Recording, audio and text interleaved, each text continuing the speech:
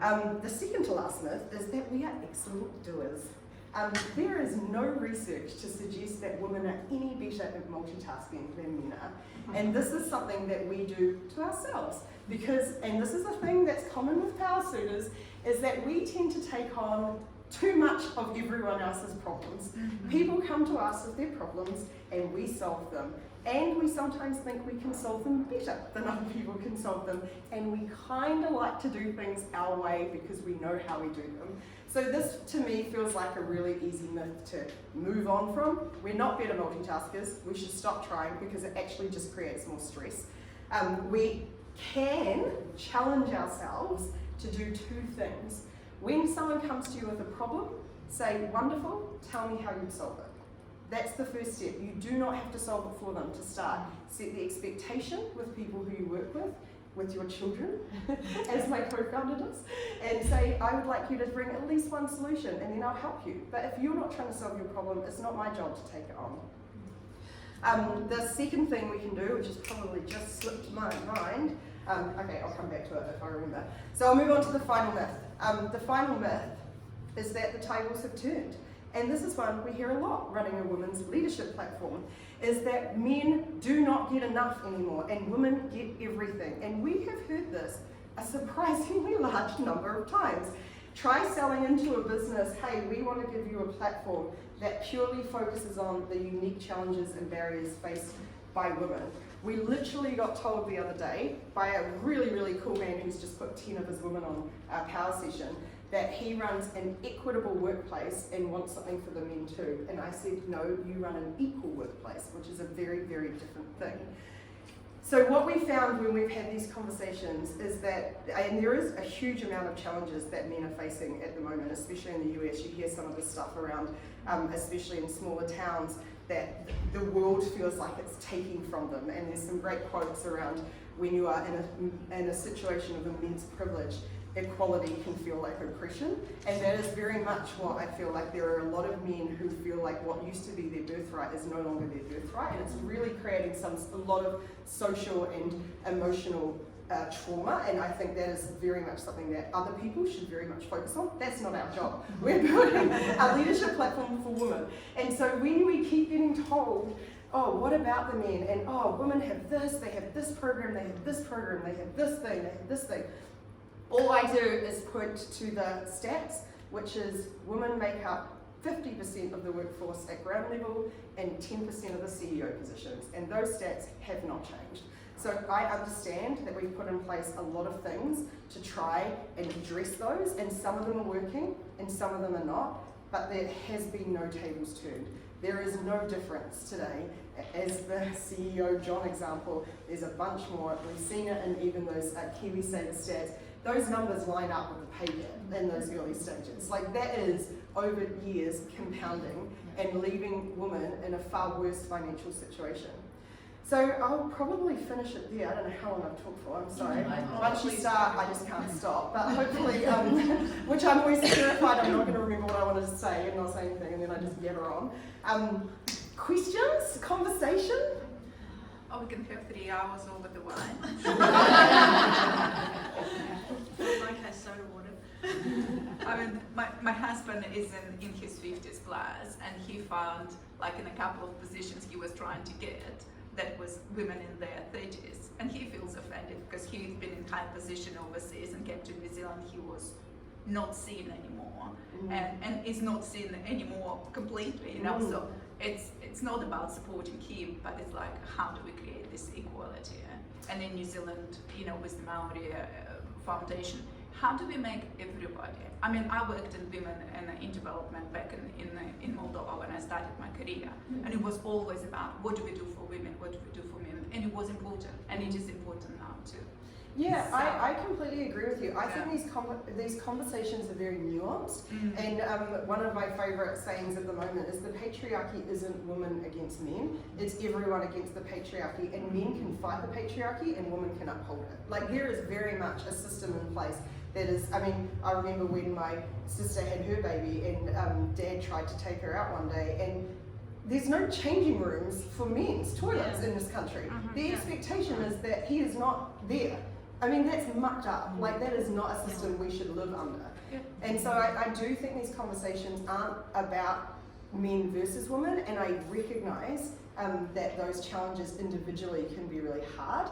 But I do think, I mean, we know this is the leadership gap is a $7 trillion a year problem, because organisations with diverse leadership teams outperform on every business measure. So this is costing our economy and it's costing individuals. So it has to be addressed. And when we have these complex, terrible challenges, it means that we don't always have the right solutions, and some things will work and some things won't work, and some people will win and some people will lose in the short term, but it's too important to not try things. So I recognise that, but I also know that there's a bunch of research out there that as men age, they are seen as more prestigious and more capable, and women are either too young to lead or too old to lead. So there is very much, or they have children and shouldn't have that responsibility, or they don't have children and should really take on more than everyone else because they've opted out. So I mean, every example, there's an example opposite as well. So it's I mean, look, I'm the example. I gave him a permission to build out his career, and I had to drop down to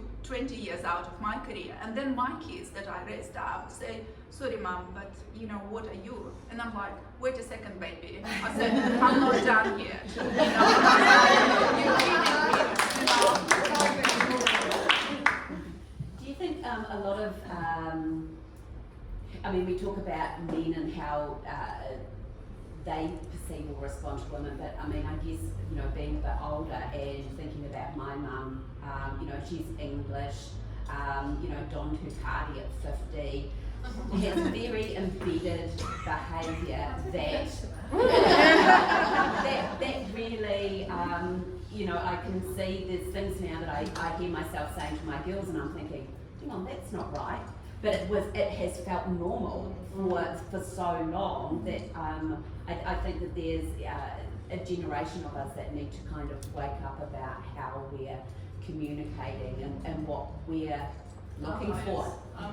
It's our, you know, we all have bias. Yeah. Bias is not a man's problem. Yeah. We all Yeah. have internalized bias, often against ourselves. Yeah. And so it's something, I mean, it's like we're all about small actions, and if you sign up to our newsletter free, every week we do one small 30-second action, because we're all about, same as with Hatch, that those small actions make big change.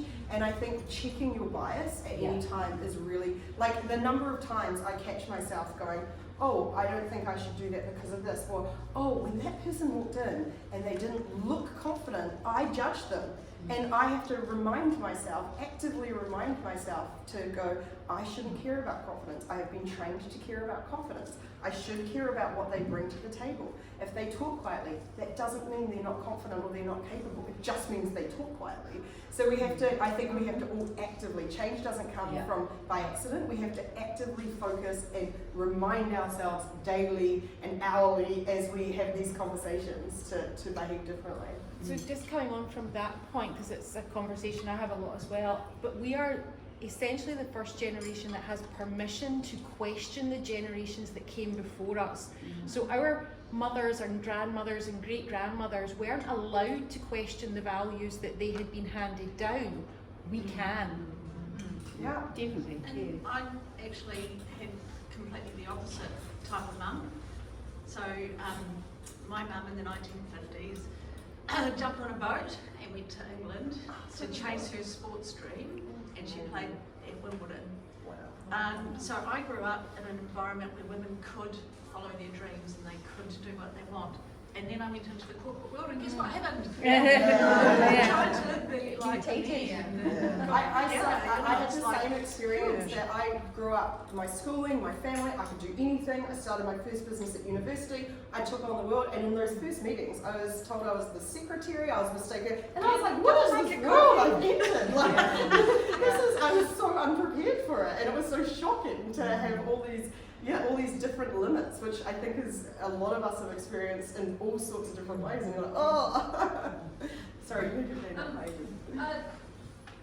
I went to an award ceremony last night, and one of the finalist categories there was Young Business People of the Year.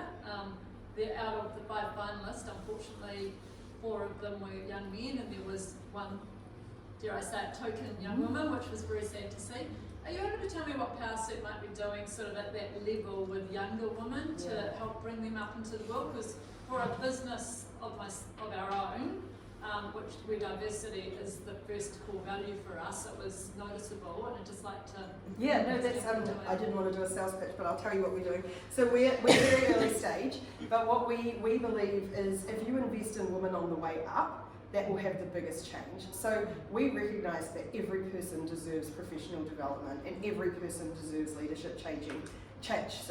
However, women face unique challenges that aren't being catered to at the moment. Like, we do not get taught how to negotiate when you are a young woman sitting in front of a much older man. We do not get taught how to juggle and set boundaries when it comes to navigating work and life. We do not get taught how to have executive presence when you walk into a room and what that means, and how to deal with microaggressions and how to deal with negotiating. All of that stuff is unique to us, and it's our unique navigation of that. So what we are aiming to do right now, we've got a newsletter and website and podcast, and we basically just tackle some of these issues. So this week we talked about confidence and the myths of it. We've talked about how to negotiate a pay rise. It was actually our second podcast, and side note, I've been told by no less than 10 women now that they as a result negotiated for the first time. So our community has already increased our combined earnings by several $100,000, and that was podcast 2. It's amazing these small actions can change.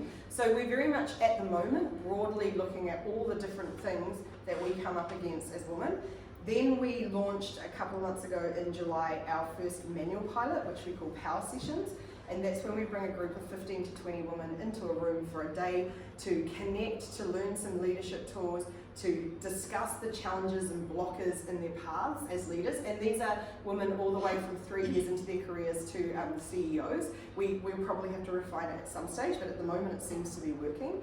And then they go through a month-long program where it's basically you pick an action each week and you put it into place, and then you see how it works. So some of the big ones, which sounds surprising, and I presume for a lot of business owners, are time management is a big one. Giving yourself permission to put half an hour in the calendar a week to focus on your own professional development. Men innately or are socialized to prioritize this. Women run themselves ragged doing everything. So one of the actions was people just putting half an hour in their calendar to plan their week or look after professional development. Another one was a woman sometimes would report to the board, and she was always baffled when she turned up, and she was like, we had all our papers, and then when we get to the board the whole conversation's changed. She had no idea that everyone else was networking behind the scenes, and she was just like, what is happening? So her action was to start doing that. We have shallower networks for all sorts of reasons. So one of the other actions is to every month reach out to someone in a similar role at a different company and ask them out for a coffee. That sounds very scary for some people, so we can take it right down to why don't you comment on their LinkedIn article and start having these conversations and start expanding your network and talking about your career.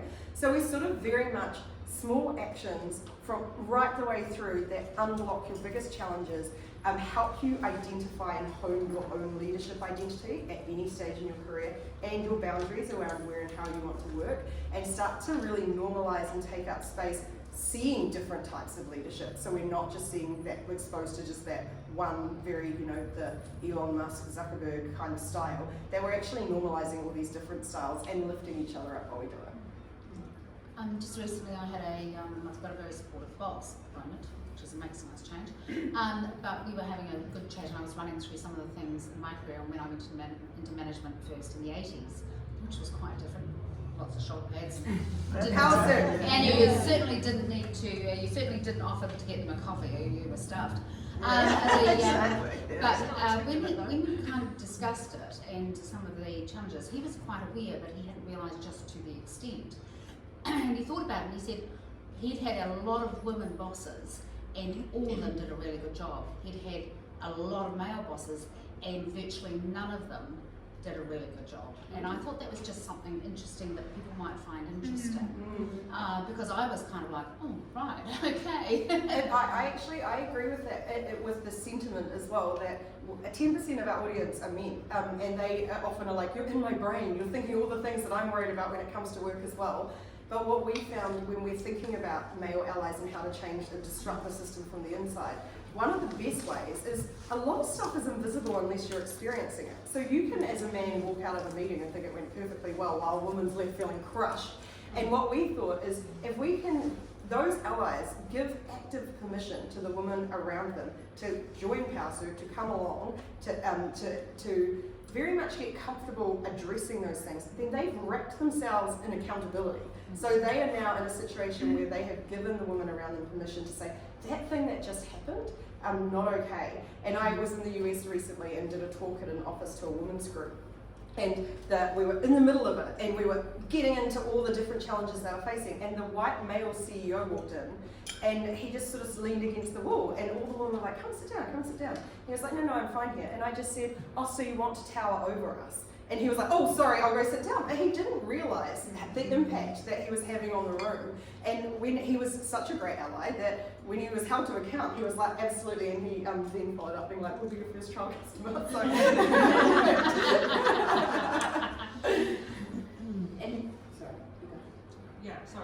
for Karo and Papa, earlier in the corridor around like arrogance and the fine line between arrogance and confidence, it made me think of this line I read and I defined it in my notes. But it read, you can be arrogant but carry that trait with power, otherwise you're nothing but a useless fool. So yeah, it's part of that itself. But the part I had was, given the nuances that you speak of when it comes to intersectionality within the industry that we have currently with Māori, with Pasifika, with BIPOC, and also now breaking into the American market.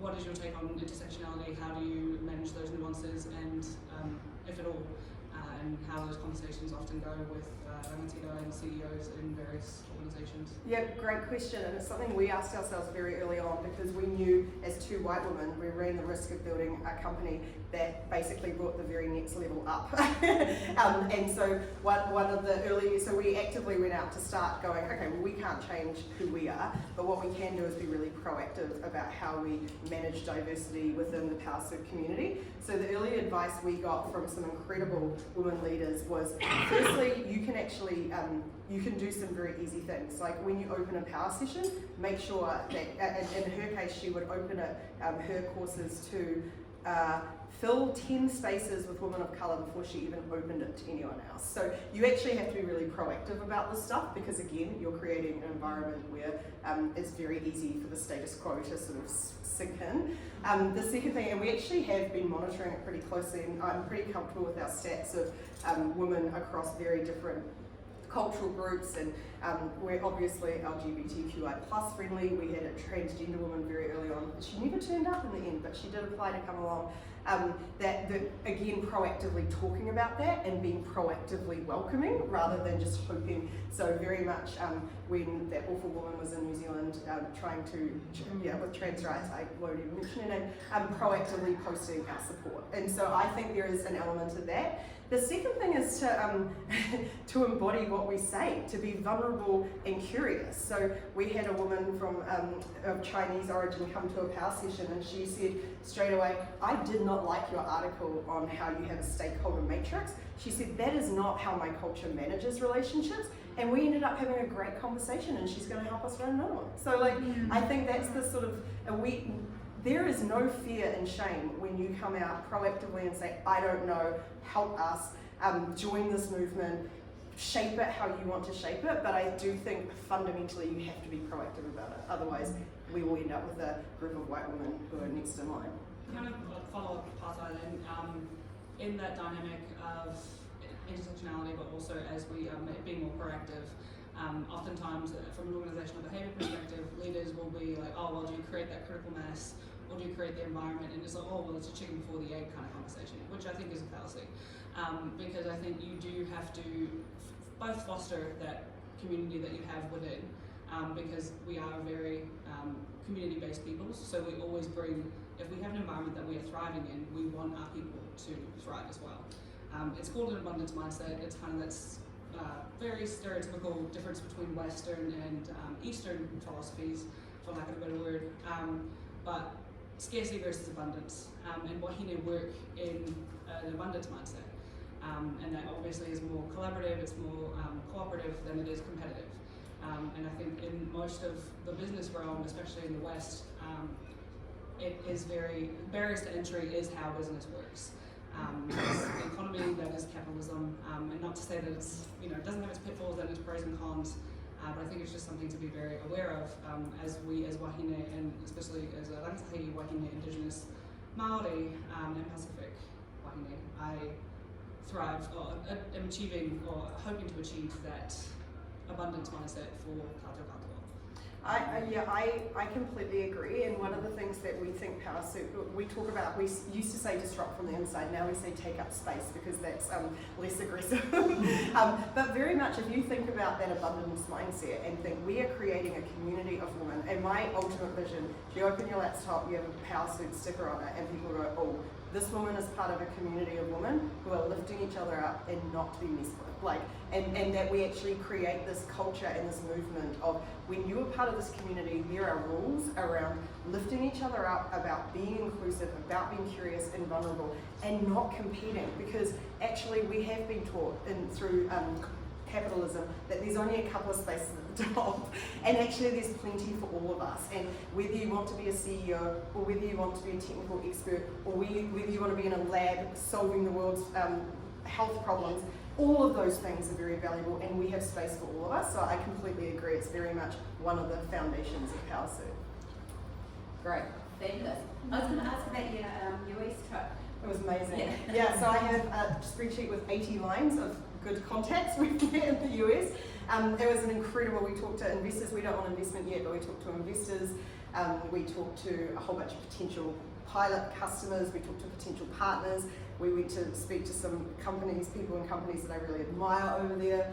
So we were just drinking coffee and wine and I mean, it was very hard. and with a quick stop for the Beyonce concert. So no, it was incredible. And we're very excited about hopefully co-launching here and in the US. So. Yeah, that's amazing. Yeah. Look, thank you so much. I have got your wine and chocolate. Thank you.